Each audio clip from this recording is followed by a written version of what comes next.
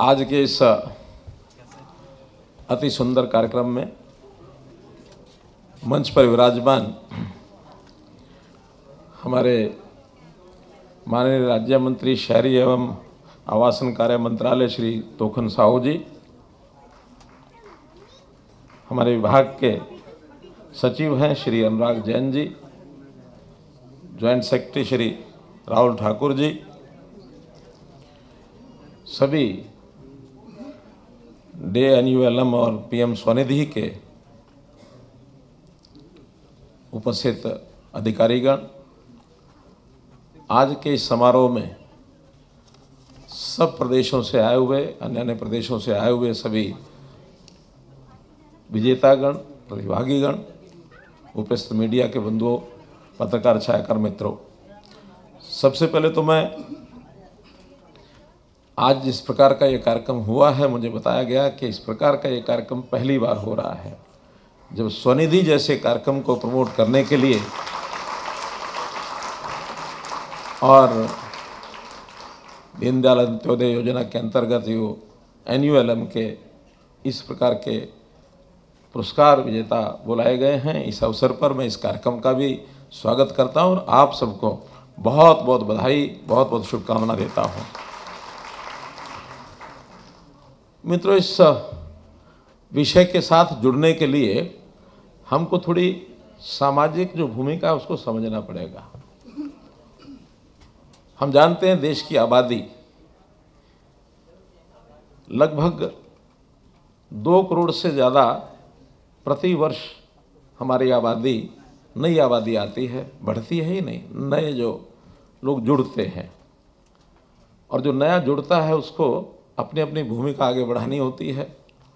आधे लोग ऐसे होते हैं जो परंपरागत रूप से जो अपने किसी न किसी पारिवारिक, पैतृक जो उनका काम धंधा उसमें जुड़ जाते हैं। शेष आधे ऐसे होते हैं जिनको रोजगार के लिए कुछ तलाश होती है, उसमें शिक्षा, ट्रेनिंग, कौशल, कंपटीशन, कुछ सरकारी नौकरियां, कुछ प्राइवेट नौकरियां, कुछ लोग काम धंधे के लिए विदेश जाते हैं। तो ऐसे लोग अपने अपने सिस्टम से, जरूरी नहीं कि उनको पैतृक कुछ लाभ मिलता हो, पैतृक में तो किसी की खेती है, किसी का व्यापार है, किसी की उद्योग है, उन चीज़ों में लगते हैं। कुछ पैतृक ऐसे कलाओं के काम, कृति, यानी जो ऐसे छोटे भी काम होते हैं उसमें भी नाई का बेटा नाई, धोबी का बेटा धोबी, और हर पैतृक काम में जुड़ने वाले, लेकिन बहुत बड़ी संख्या ऐसी होती है जिनको अपने पैरों पर खड़ा होने के लिए कोई ना कोई काम ढूंढना पड़ता है। कुछ लोगों को अवसर मिल जाते हैं, अच्छे अवसर मिलते हैं तो अच्छी दिशा निकल जाता है। कुछ ऐसे भी समाज में लोग होते हैं जिनको अवसर तलाशने पर भी मिल नहीं पाता है। तो आखिर रोजी रोटी कमाने के लिए, पेट पालने के लिए, परिवार को पालने के लिए वो कुछ मजबूरी वश अच्छी पढ़ाई होने के बाद भी कई बार जो मिलता है उसमें वो खड़ा होता है, क्योंकि रोजी रोटी कमानी है। और उसी में से ग्रामीण क्षेत्र में तो एक बड़ा वर्ग मजदूर वर्ग बनता है। उसके लिए सरकार ने मनरेगा जैसी स्कीमें चलाई हैं ताकि उनको भी एक न्यूनतम कुछ इनकम हो जाए। ऐसे ही ग्रामीण क्षेत्र में और शहरी क्षेत्र के अंदर इस प्रकार की जो स्कीमें हैं, NRLM ग्रामीण क्षेत्र में, NULM शहरी क्षेत्र में, और ये जो स्ट्रीट वेंडर्स हैं, इनके लिए जो विशेष कार्यक्रम प्रधानमंत्री जी ने चलाया उस स्वनिधि का,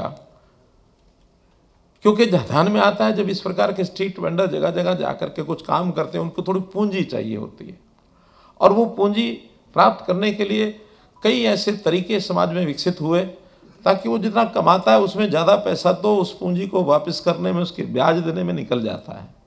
और ऐसे गरीब आदमी से ब्याज भी बहुत तगड़ा ब्याज, जिसको कहते हैं सामान्य भाषा में 5%, 4%, 2% पर डे, इतने ब्याज भी ले लेते हैं। सुबह वो 100 रुपया जाके लाएगा और शाम को 100 की जगह 105, 110 भी दे के वापस आना पड़ता है। प्रतिदिन लाता, प्रतिदिन दे के आता है। कुछ माइक्रो फाइनेंसिंग प्राइवेट लोगों ने भी शुरू की।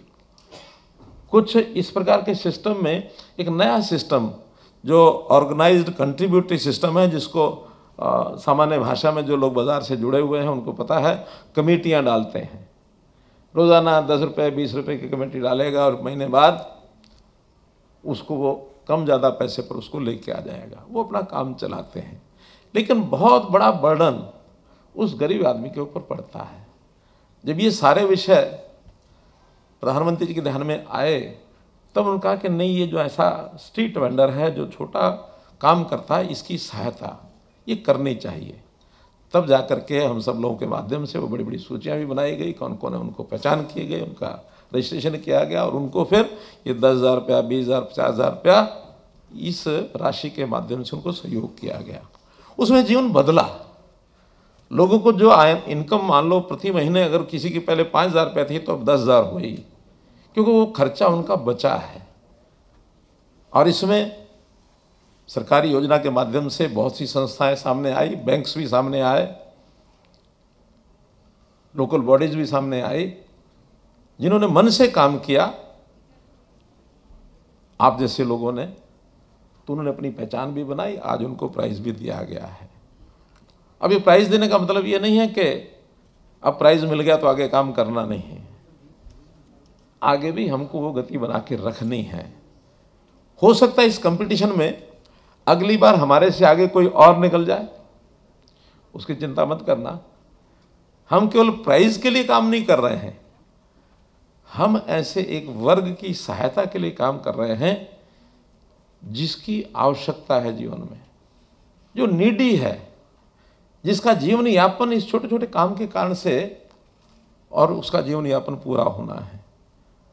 मन में भाव रखना है, कर्मण्येवाधिकारस्ते मा फलेषु कदाचन, यानी हमको काम करना है और काम में किसी की मदद करनी है। सेवा और सहायता करने के बाद जो आनंद आता है वो कई बार कुछ प्राप्त करने में भी नहीं आता है। तो हमारा आनंद इसी में है कि हमने किसकी कितनी सहायता की, कितना सहयोग किया। ये ठीक बात है कि हम अपने दायित्व के नाते अपनी नौकरी करते हैं, उसमें से काम मिलता है, उस काम के ऊपर चल पड़ते हैं, लेकिन वो तो बहुत से लोग चलते हैं। कुछ विशेष करेंगे तो उसका आनंद अलग आएगा अपने को। तो मित्रों, ये जो अर्थव्यवस्था को मजबूत करने के लिए देश के प्रधानमंत्री जी ने कहा कि अपने देश को विकसित भारत बनाना है 2047 तक, और उसके लिए आत्मनिर्भर बनना है। अभी आत्मनिर्भर देश बनाना है तो देश अपने आप नहीं बनेगा, उसमें हर व्यक्ति को आत्मनिर्भर बनाना होगा। और हर व्यक्ति में ये जो सबसे नीचे लेवल पर, जिसको अंत्योदय कहते हैं, अंतिम का उदय करना पड़ेगा। दीनदयाल जी ने जो कंसेप्ट दिया अंतिम का उदय, एक बहुत बड़ी सोच दी उन्होंने। किसी पत्रकार ने उनसे प्रश्न किया, क्योंकि बड़े मूल चिंतक थे दीनदयाल जी, तो दीनदयाल जी से प्रश्न किया कि आप देश की खुशहाली का सबसे बड़ा मंत्र क्या बता सकते हैं, बताइए। तो उन्होंने कहा देश की खुशहाली का सबसे बड़ा मंत्र है अंत्योदय। अगर आप अंतिम व्यक्ति की चिंता कर लेते हो, उसको आगे बढ़ा देते हो, तो आज एक अंतिम है, उसको आगे बढ़ाएंगे तो उसके बाद भी तो अंतिम होगा ही ना। तो 100 की गिनती में जो लास्ट में, लास्ट इन द रो, अगर उसको आगे बढ़ा देंगे तो फिर भी कोई लास्ट आएगा, उसको आगे बढ़ाओ, फिर उसको आगे बढ़ाओ, फिर उसको आगे बढ़ाओ। उसकी मदद करना आवश्यक है, क्योंकि वो व्यक्ति मुख्य धारा में अपने आप नहीं आ सकता, उसका साधन नहीं है, उसके पास उसके आसपास जहाँ वो पैदा हुआ, जहाँ वो रहता है, वो मलिन बस्ती में रहता है, उसको हर प्रकार का अवसर समाज में प्रगति करने का मिल नहीं रहा है। अगर एक बार आपने सहायता कर दी और एक वो मध्यम श्रेणी पर आ गया तो वो कम्पीट कर लेगा, अपने आप बढ़ जाएगा। लेकिन जब तक वो, जिसको हम अपनी भाषा में BPL कहते हैं, जिसकी आय बहुत कम है, इसको हर प्रकार की सहायता करनी पड़ेगी। अगर उसके खाने पीने के लिए आवश्यक है कोई चीज़ों का, मुफ्त राशन है वो तो देना ही है, शिक्षा मुफ्त देनी है, इलाज मुफ्त कराना है, लेकिन ये इलाज भी, शिक्षा भी और अन्न भी क्या सारी उम्र देते रहेंगे उसको? उससे उसका भी भला नहीं है, समाज का भी भला नहीं है। तो उसको रोजगार में सहायता करने के लिए उसको आगे बढ़ाओ, ताकि वो भी अपने पैरों पर खड़ा हो सके। तो ये है अंत्योदय। जीवन में कब किसके जीवन के अंदर क्या परिस्थिति होती है हमको पता भी नहीं, ज्ञान भी नहीं होगा।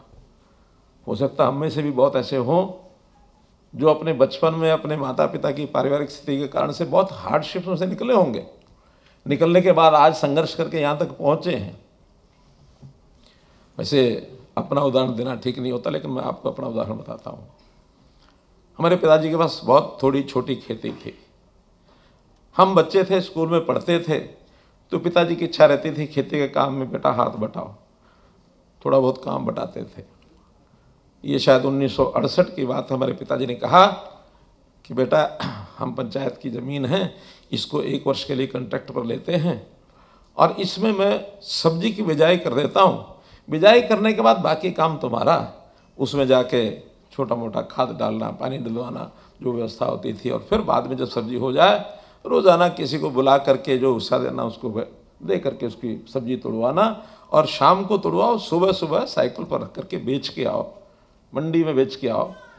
और एक लालच उन्होंने दिया कि इसमें जो पैसे मिलेंगे वो तुम्हारे। बहुत बड़ा लालच मिल गया। स्कूल में पढ़ने वाले छात्र को, अगर उस समय ज़माने में सस्ता ज़माना था, लेकिन तो भी खर्च तो थोड़ा थोड़ा भी होता था, तो प्राप्त होता नहीं था। और उस 1 एकड़ सब्जी का मैं प्रतिदिन साइकिल पर जाता था, उसको लाद करके मंडी में सुबह सुबह 4 बजे पहुंचना। सुबह सुबह मंडी में बिक जाती थी, आधे घंटे बाद आना। आते समय आज मुझे याद है कि सस्ता ज़माना था, हम एक 12 आने उस समय आने चलते थे, 12 आने का अंगूर लेना, आगे स्कूल की साइकिल की टोकरी में रखना और खाते जाना, और नाश्ता हो गया, घर आ गए और आके तैयार हुए स्कूल में पहुंच गए। तो ज़ील भी होती काम करने की, काम करेंगे तो कुछ पाएंगे। ऐसा संघर्ष करने वाले जीवन में, अब उस समय तो कभी ध्यान में कभी दुनिया में सोचा भी नहीं था कि मुझे कोई ऐसी कल को पोजीशन मिलेगी और मुझे भाषण देना होगा आपके सामने। यानी जीवन में हर किसी के जीवन का संघर्ष अगर आप याद करेंगे तो उसमें से आपको कहीं ध्यान में आएगा कि संघर्ष में आगे बढ़ते हैं। आज ये स्ट्रीट वेंडर्स, हो सकता है इन्हीं में से कल को किसी का बच्चा, बेटा, या ये स्वयं भी मेहनत करके कहीं का कहीं पहुंच सकता है। तो लोगों के जीवन को बदलना ये हमारा सबका दायित्व है। इस दायित्व पर हम आगे बढ़ें। आंकड़े बताने में सब बताए जा सकते हैं, जैसा मैं बता रहा था कि भी 1 करोड़ लोग जो हैं वो अपने आप अपना रोजगार ले लेते हैं, 1 करोड़ अपनी तैयारी करके लेते हैं। उसमें भी पूरे ग्रामीण और शहरी मिला करके एक 15-20 लाख लोग ऐसे होते हैं जो मजबूरी में छोटा बड़ा सब काम करते हैं। 30% शहरी हैं, 70% ग्रामीण के हैं। हमें इस बार जो प्रधानमंत्री जी ने अपना एक विजन डॉक्यूमेंट निकाला, उसमें ये भी कहा कि अभी जो स्वनिधि प्रोग्राम जो है इसको ग्रामीण क्षेत्र में भी लागू करेंगे। अभी ये शहरी में ही है, तो आगे हो सकता है ग्रामीण क्षेत्र में भी लागू करें, क्योंकि वहाँ भी इस प्रकार के वेंडर्स जो हैं बहुत काम करते हैं। तो ऐसे सबके जीवन को आगे बढ़ाने के लिए और इनकी ठीक पहचान हो जाए, इसके लिए एक बहुत बड़ा आवश्यक है कि हम उसका सर्वे कराएं ठीक से। क्योंकि बहुत लोग इसका लाभ इसलिए नहीं उठा पाते कि हमारी सिस्टम में सर्वे ठीक नहीं होता। चाहे म्यूनसिपैलिटीज़ हैं या ग्रामीण क्षेत्र में लागू, अगर वहाँ भी कोई ठीक सर्वे हो जाए। इस बार एक थोड़ी कठिनाई आई है, जो हर 10 साल बाद हमारा सेंसस होता है, वो 2011 के बाद सेंसस नहीं हुआ। 21 में होना था, कोविड के कारण से वो रुक गया, फिर वो किसी न किसी कारण से अब 24 हो गया, तभी भी अभी सेंसस वो शुरू हुआ नहीं है।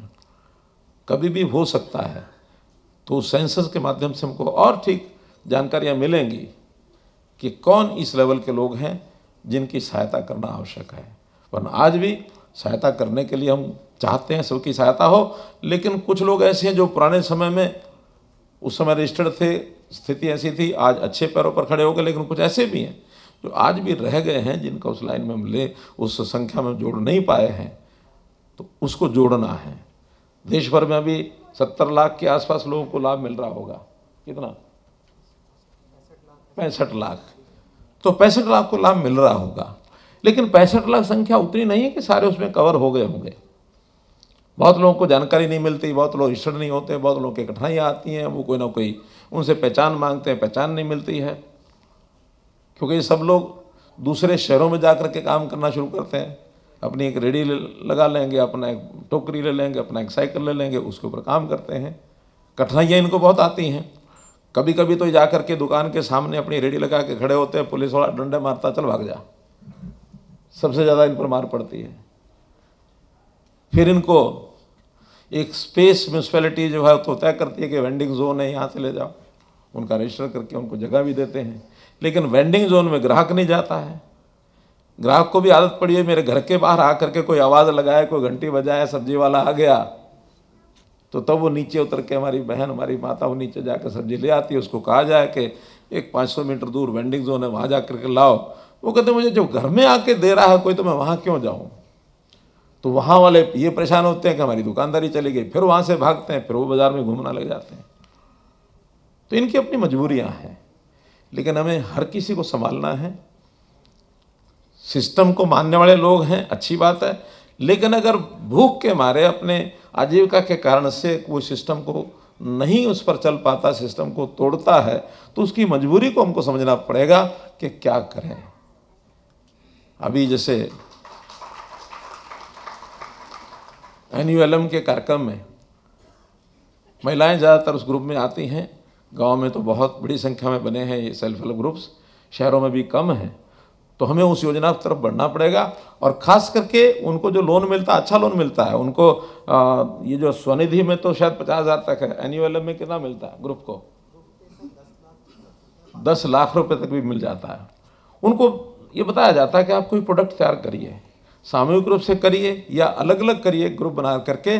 उनकी बड़ी समस्या है कि उनकी मार्केटिंग नहीं है, घर में रख करके कितना बेचेंगे वो। तो जब मैं हरियाणा में मुख्यमंत्री था, लगभग 9.5 साल वहाँ दायित्व रहा है, तो हमने वहाँ साझा बाज़ार बनाए हैं। साझा बाज़ार म्यूनसिपैलिटी के अंदर कोई 1-2 एकड़ ज़मीन लेकर के उसके पोटा कैबिन बना, और उसको डेली बेसिस पर, क्योंकि उनको रोज़ नहीं चाहिए, महीने भर का सामान वो 2 दिन में ला के भी बेच सकता है ग्रुप। 2 दिन में बिक जाए, फिर जाए, महीने भर में अपना जितना बचता है फिर वहाँ ले आए। तो ऐसी मार्केटिंग की व्यवस्था भी देने की हमको सोचना चाहिए कि जो लोग प्रोडक्ट बनाते हैं उनको एक जगह ला करके मार्केटिंग का अगर लाभ हो जाता तो मिलना चाहिए। यहाँ तक सोच है प्रधानमंत्री जी की कि अगर कोई उस ठीक सेल्फ हेल्प ग्रुप है, उस ग्रुप का प्रोडक्ट की ब्रांडिंग और उसकी सर्टिफिकेशन ठीक हो जाए तो उसको जेम पर भी रजिस्टर करा दो, ताकि जेम पर जाए तो उसका प्रोडक्ट है, कोई भी कहीं बैठा खरीद सके और वो यहाँ से सप्लाई उसको दिला सके। तो इस लेवल तक भी हम वहाँ पहुँच सकते हैं। इन लोगों की सहायता सेवा करना हमारा दायित्व है। हम इस दायित्व को लेकर के आगे बढ़ें, और मैं तो इतना ही कहूँगा कि ये कमज़ोर वर्ग की सहायता करना, जैसे अंधकार को दिया दिखा करके उसका उजाला करना, इस प्रकार का काम है। कभी ऐसे गरीब लोगों को इस प्रकार से जो उनकी स्थिति है, ये नहीं मान के चलना चाहिए कि सारी उम्र वो वही रहेंगे। उनको भी आगे बढ़ाने के लिए हमको अपना प्रयत्न करना है। कुछ लोग सोचते हैं ये तो ऐसे ही रहेंगे, ऐसा नहीं है। 2 पंक्तियाँ लिखी गई हैं कि माना कि अंधेरा घना है, माना कि अंधेरा घना है, पर दीप जलाना कहाँ मना है।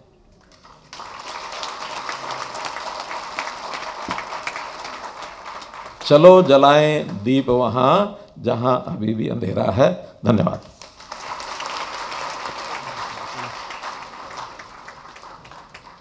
बहुत बहुत धन्यवाद मंत्री जी। एक बार जोरदार तालियों के साथ